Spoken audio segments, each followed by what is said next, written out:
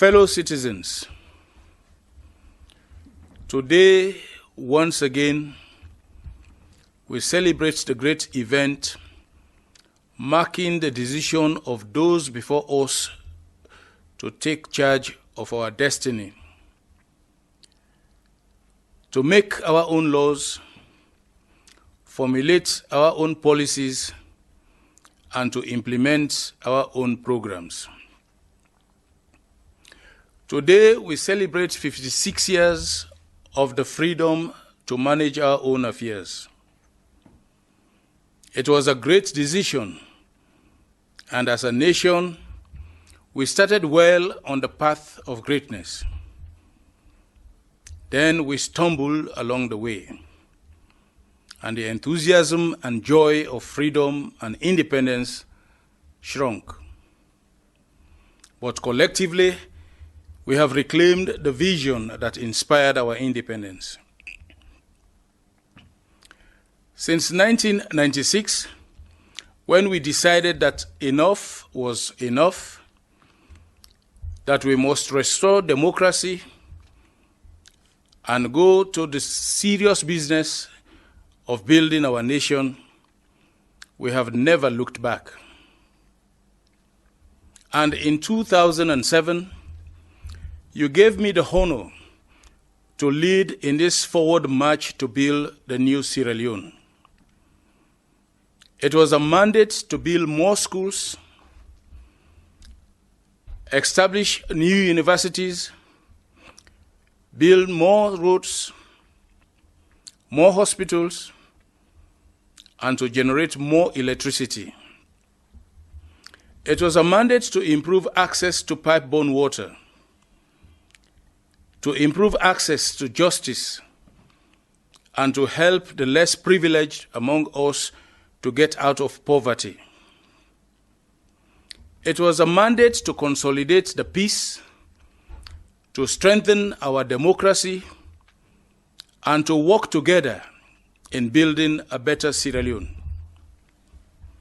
Fellow citizens, in my 10th and final independence address as president of this great nation, in my almost 10 years of service as your head of state, I am proud of what we have achieved together. We have experienced a decade of uninterrupted stability in governance, rated the most peaceful country in West Africa and the 6th most peaceful in Africa. We have demonstrated to the world that we are a peaceful and stable nation, and a nation that is ready to move towards prosperity. We have experienced difficult times, yet we have demonstrated resilience that is unrivaled and courage that is unsurpassed. Our policies have attracted an unmatched record of foreign direct investment into our country, resulting in the employment of many of our young people, particularly in the extractive sector. And owing to those actions, we have witnessed a corresponding double-digit economic growth. We have established 3 universities in just 9 years, and this year we will establish 2 more universities, including one in the East. We have further taken affirmative action to provide free university education for persons with disabilities and for female students studying in the sciences in our universities. We have achieved gender parity in primary schools, considerably increased enrollment in junior and senior secondary schools, reintroduced the National School Feeding Program, and government is on track in providing subsidies and subventions for schools and colleges. We proudly recount the establishment of a national free healthcare program for pregnant women, lactating mothers, children under 5 years, the delivery of cash transfers to vulnerable households, the provision of seeds and other inputs to our farmers, the establishment of the Legal Aid Board, and we are on course to establishing a free national ambulance service. With all these achievements, our social protection is gathering pace, and we are ensuring that the quality of life of our people is on the rebound. Even when we were compelled to retrace our steps, we readily put together and implemented a recovery program that is becoming a blueprint for our countries. And our health sector is picking up again. More hospitals and community health centers are emerging in urban areas and in remote communities. And we are training and bringing in more specialists and equipments to better serve our people. Through our road infrastructure transformation program, we are connecting our farmers to markets, our towns to cities, and our country to neighboring states.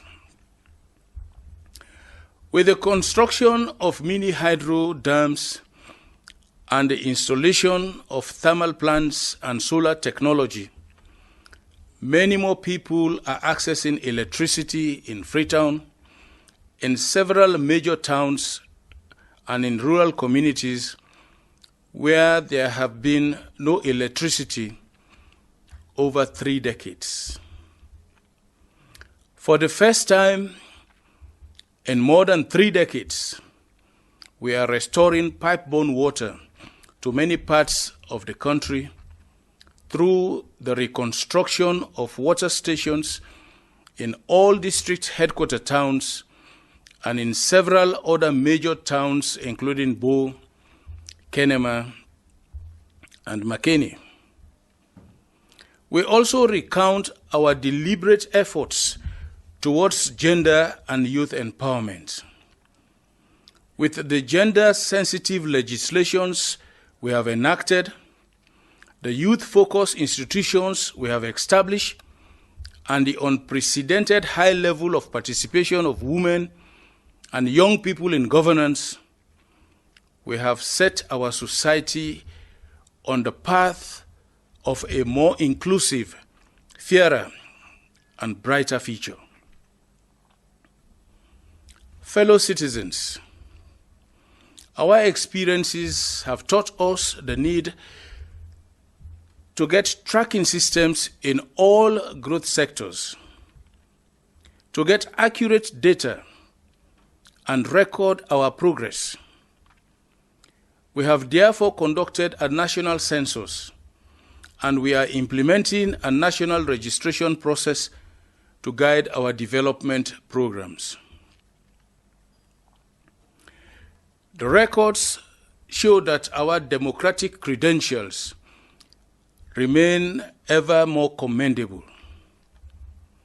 We are reviewing our constitution, strengthen our transparency and accountability mechanisms, open up the media space, and the voices of civil society actors are becoming louder. Every now and again, majority of Sierra Leoneans conduct their affairs in keeping with the tenets of democracy and good governance.